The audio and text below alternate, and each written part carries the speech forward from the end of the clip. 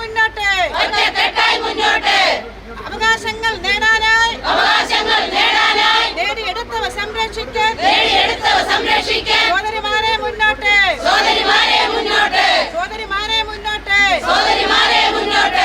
TV കണ്ട് രസിക്കാനല്ല മാളിക മുകളിൽ ഉറങ്ങാനല്ല TV കണ്ട് രസിക്കാനല്ല മാളിക മുകളിൽ ഉറങ്ങാനല്ല AC കാറിൽ കറങ്ങാനല്ല ഒരു നേരത്തെ പട്ടിണി മാറ്റാൻ മാന്യമായി ജീവിക്കാൻ അതിനാണ് ഈ സമരം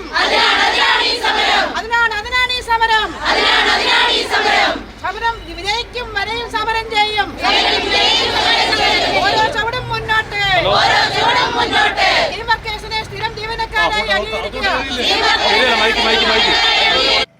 നമ്മുടെ രാജ്യത്തിൽ ലക്ഷക്കണക്കായ സ്കീം വർക്കേഴ്സ് ഉണ്ട്. ഏതാണ്ട് 26 ലക്ഷത്തോളം വരുന്ന അംഗൻവാടി ജീവനക്കാർ, 25 ലക്ഷത്തോളം വരുന്ന സ്കൂൾ പാചക തൊഴിലാളികൾ, 10 ലക്ഷത്തിലേറെ വരുന്ന ആശാപ്രവർത്തകർ, അതേപോലെ തന്നെ NHM-ലെ പ്രവർത്തകർ എന്ന് വേണ്ട സ്കൂൾ, അതേ ദേശീയ സമ്പാദ്യ പദ്ധതി എല്ലാ മേഖലയിലും ലക്ഷക്കണക്കിന് സ്കീം വർക്കർമാരാണ് നമ്മുടെ രാജ്യത്തെ കേന്ദ്ര ഗവൺമെന്റ് അവരെ പ്രഖ്യാപിച്ച് നിയമിച്ചത്. ആ സ്കീം വർക്കർമാരുടെ പ്രശ്നങ്ങളിൽ ഏതെങ്കിലും ഒന്നിന്റെ പരിഹാരം കാണേണ്ടത് തങ്ങളാണെന്ന് ഇന്ന് വരെ ഒരു ധാരണയില്ലാതെ ഒട്ടകപ്പക്ഷിയെ പോലെ മണ്ണിൽ തലപൂഴ്ത്തി നിന്ന് ആസ്വദിക്കുന്ന കേന്ദ്ര ഗവൺമെന്റിന്റെ നെറികെട്ട നയത്തെ ചോദ്യം ചെയ്യാനാണ് ഈ ജില്ലയിലെ ഈ മേഖലയിലെ തൊഴിലാളികൾ ഇന്ന് കേന്ദ്ര ഗവൺമെന്റിനെ പ്രതികരിക്കുന്ന BSNL ഓഫീസിലേക്ക് മാർച്ച് ചെയ്തു. എന്താണ് യഥാർത്ഥ പ്രശ്നം?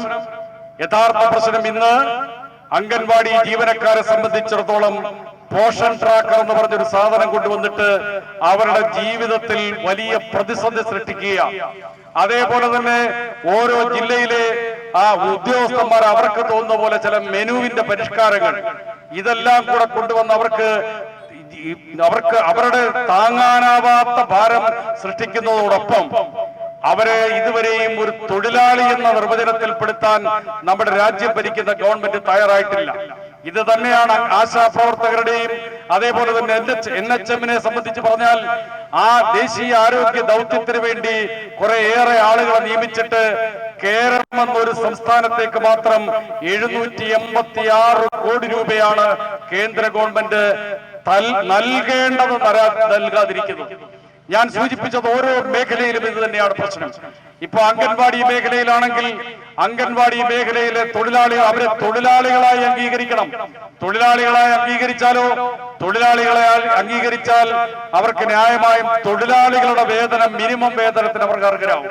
ഈ പറഞ്ഞ ആശാ വർക്കേഴ്സിന് എല്ലാവർക്കും അവരെല്ലാം ഈ സ്കീം വർക്കേഴ്സിനെ എല്ലാം തൊഴിലാളികളായി അംഗീകരിക്കണം. തൊഴിലാളികളായി അംഗീകരിച്ചാൽ മാത്രമേ മിനിമം വേതനമെന്ന ഭരണഘടനാ അവകാശത്തിന് അവർ അർഹരാകൂ. ഈ മിനിമം വേതനമെന്ന ഭരണഘടനാ അവകാശത്തിന് അർഹരായാൽ മാത്രമേ ജീവിതം മുഴുവൻ ഇതിൽ കൊണ്ട് ഹോമിച്ചിട്ട് അവസാനം പെൻഷൻ പോലും കേരളത്തിലാണ് നാമമാത്രമായെങ്കിലും ഒരു പെൻഷൻ ക്ഷേമനിധി സംവിധാനമുള്ളത്. അത് ചെറിയ കേന്ദ്ര ഗവൺമെന്റിന്റെ നിരന്തരമായ സാമ്പത്തിക അവഗണന മൂലം ആ പെൻഷൻ പോലും കൊടുക്കാൻ പറ്റാത്ത സാഹചര്യം. എന്നാൽ ഇപ്പോ ചെറിയൊരു അലോട്ട്മെന്റ് കൊടുത്ത് ആ പെൻഷനിലെ തടസ്സങ്ങൾ നീക്കിക്കൊണ്ടിരിക്കുകയാണ് കേരളത്തിലെ ഗവൺമെന്റ്. ഞാൻ സൂചിപ്പിച്ചത് കേരളത്തിലെ ഗവൺമെന്റിനെ ഒരു കാരണവശാലും ഭരിക്കാൻ അനുവദിക്കില്ല എന്ന് വാശി പിടിക്കുന്ന കേന്ദ്ര ഗവൺമെന്റ് കോടിക്കണക്കിന് രൂപയുടെ കേരളത്തിന് കിട്ടേണ്ട അർഹതപ്പെട്ട സഹായം നിഷേധിച്ചുകൊണ്ട് ആ നിഷേധിക്കുമ്പോഴൊക്കെ അവരാദ്യം ധരിച്ചെന്താ കേരളത്തിൽ ഇടതുപക്ഷ ജനാധിപത്യ മുന്നണി ഗവൺമെന്റ് വീണ്ടും അധികാരത്തിൽ വരുന്നത് കേരളത്തിൽ തൊഴിലെടുക്കുന്നവരുടെ അംഗീകാരത്തോടു കൂടിയാണ്. അതിൽ അവർ കണ്ട ഏറ്റവും പ്രധാനപ്പെട്ട ഒരു ഭാഗം കേരളത്തിൽ 62 ലക്ഷത്തോളം വരുന്ന ക്ഷേമ പെൻഷൻ വാങ്ങിക്കുന്ന ആളുകളുണ്ട്. ആ ക്ഷേമ പെൻഷൻ വാങ്ങിക്കുന്ന ആളുകളെല്ലാം ഇടതുപക്ഷ ജനാധിപത്യ വോട്ട് ചെയ്യുന്നത് കൊണ്ടാണ് കേരളത്തിൽ ഇടതുപക്ഷ ജനാധിപത്യ മുന്നണി വീണ്ടും അധികാരത്തിൽ വന്നത്. അതുകൊണ്ട് ആ മേഖലയിലുള്ള ആളുകളുടെ ശത്രുത ഈ ഗവൺമെന്റിന് നേരെ ഉണ്ടാക്കിയാൽ ആ പെൻഷൻ കിട്ടുന്ന ആളുകൾ ഈ സർക്കാർ നോട്ട് ചെയ്യാതാകും. അതിന് ചെയ്യേണ്ടത് എന്താണ്? അവർ പരിശോധിച്ചപ്പോ വേറെ പല മാർഗം നോക്കിയിട്ട് പറ്റിയില്ല. ആ പെൻഷൻ മുടക്കാൻ കേരളത്തിലുള്ള കേന്ദ്ര ഗവൺമെന്റിന്റെ വിഹിതം മുടക്കുക എന്ന ഏറ്റവും വലിയ കടുകയാണ് അവർ ചെയ്തത്. ഇപ്പൊ ആ വിഹിതം മുടക്കി കുറെ പെൻഷന് തടസ്സമുണ്ടാക്കിയെങ്കിലും അതിനെയൊക്കെ അതിജീവിച്ച് മുമ്പോട്ട് പോകാൻ കേരള ഗവൺമെന്റ് തയ്യാറായി വന്നപ്പോ ഇപ്പൊ സ്കീം വർക്കർമാരെ അവരുടെ യഥാർത്ഥ പ്രശ്നങ്ങൾ അവരിൽ നിന്ന് മറച്ചു വെച്ച് ആ ഏതാനും ചില കോടാലി കൈകളെ കയ്യിലെടുത്തുകൊണ്ട് ഈ സ്കീം വർക്കർമാരെ സമരത്തിന് പ്രേരിപ്പിക്കുന്ന ഒരു സാഹചര്യം.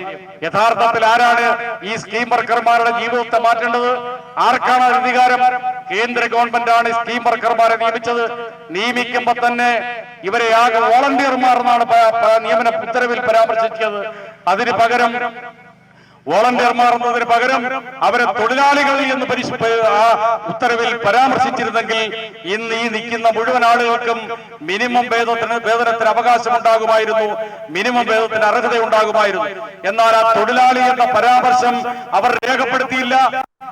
ഈ സ്കീമുകളൊക്കെ തുടങ്ങിയപ്പോ കോൺഗ്രസ് ആയിരുന്നു രാജ്യം ഭരിച്ചതെങ്കിൽ ആ കോൺഗ്രസും ഇന്ന് കേന്ദ്രം ഭരിക്കുന്ന BJP-യോടൊപ്പം കൂടി നിന്നുകൊണ്ട് ഇടതുപക്ഷ ജനാധിപത്യ മുന്നണിയുടെ സംസ്ഥാന ഗവൺമെന്റാണ് ഉത്തരവാദി എന്ന് വരുത്തി തീർക്കാനുള്ള ബോധപൂർവമായ ശ്രമം യഥാർത്ഥത്തിൽ ഈ പാവപ്പെട്ട മനുഷ്യരുടെ കഞ്ഞിയിൽ മണ്ണുവാരിയിടാനുള്ള ശ്രമമാണ് ഈ രണ്ടു കൂട്ടരും കൂടി നടത്തുന്നത്. കേരളത്തിലെ ചില മാധ്യമങ്ങളുണ്ട്. ആ മാധ്യമങ്ങൾ ഈ കള്ളക്കളിക്ക് കേരളത്തിൽ കൂട്ടുനിൽക്കുന്ന കാഴ്ചയാണ് നമുക്ക് കാണാൻ കഴിയുക.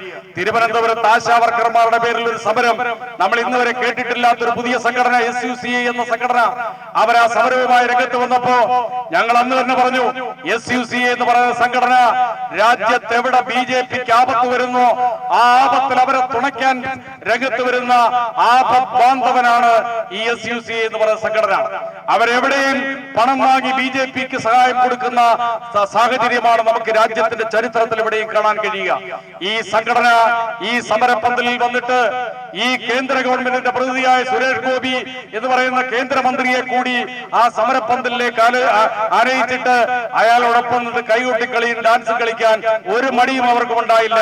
എന്നാൽ അവിടെ വെച്ച് അയാളെ പിടിച്ചു നിർത്തിയിട്ട് തന്റെ ഗവൺമെന്റാണ് ഞങ്ങളെ തൊഴിലാളിയായി പ്രഖ്യാപിക്കേണ്ടത് എന്ന് പറയാനുള്ള ആർജവമില്ലാതെ അവർ ആ സമരത്തെ നയിക്കുന്ന പാവപ്പെട്ട ഏതാനും സ്ത്രീ തൊഴിലാളികൾ ആദ്യം ആ സമരത്തിന്റെ കൂടെ കൂടിയെങ്കിൽ ക്രമേണ അവരെല്ലാം ആ സമരത്തിൽ നിന്ന് പിന്മാറി. ഇപ്പൊ ഏതാനും ചില വാടകക്കാരും ഏതാനും ചില കൂലിക്കാരും ആ സമരത്തിൽ പോയിരിക്കുക. അവരിരുന്നിട്ട് കേരള ഗവൺമെന്റാണ് കുഴപ്പമെന്ന് വരുത്തി തീർക്കാൻ യഥാർത്ഥത്തിൽ കേന്ദ്ര ഗവൺമെന്റിന്റെ ആ പ്രശ്നത്തെ ചൂണ്ടിക്കാണിക്കാതെ കേന്ദ്ര ഗവൺമെന്റിനെ വെള്ളപൂശാൻ നടക്കുന്ന ആ രാഷ്ട്രീയ സമര നാടകത്തെ കേരളത്തിലെ ജനങ്ങൾ ഇതിനോടകം തിരിച്ചറിഞ്ഞു. ആ സമരം കൊണ്ടൊരു ഗുണമുണ്ടായെന്താ? ആ സമരം കൊണ്ടുണ്ടായ ഗുണം ഈ തൊഴിലാളികളാകെ ഈ സ്കീം വർക്കർമാരാകെ കേന്ദ്ര ഗവൺമെന്റ് തൊഴിലാളികളാണ് എന്ന് കുറച്ച് തെറ്റിദ്ധരിച്ചിരുന്ന ആളുകളെങ്കിലും മുഴുവൻ ആളുകളും ഇപ്പോ ധാരണയായി കഴിഞ്ഞു. രണ്ട്, ഇവരെ തൊഴിലാളികളായി അല്ല പ്രഖ്യാപിച്ചത്.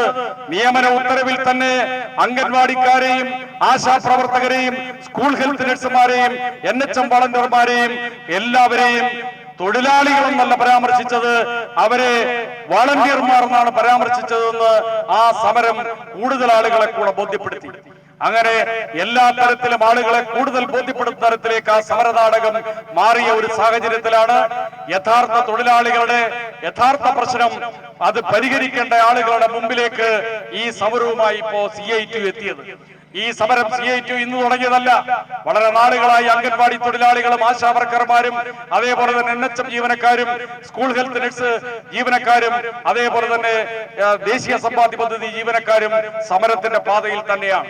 അവരാകെ കഴിഞ്ഞ നാളുകളിൽ തങ്ങളെ തൊഴിലാളികളായി അംഗീകരിച്ച് തങ്ങൾക്ക് ആവശ്യമായ മിനിമം വേതനം ഉറപ്പുവരുത്തണം, അതേപോലെ തന്നെ പെൻഷൻ അടക്കമുള്ള കാര്യങ്ങളിൽ വ്യക്തത ഉണ്ടാകണം, അതേപോലെ തന്നെ ESI സൗകര്യം ഉണ്ടാകണം തുടങ്ങിയ ഒട്ടേറെ കാര്യങ്ങൾ അവർ ആകെ ഉന്നയിച്ചുകൊണ്ട് രംഗത്ത് വന്നത് ഇന്നും ഇന്നലെയല്ല, കുറെ നാളുകളായി. CITU ആണ് ഇന്ത്യയിലെമ്പാടുമായി ഈ മേഖലയിലെമ്പാടും വലിയ സമരവുമായി രംഗത്ത് വരുന്നത്.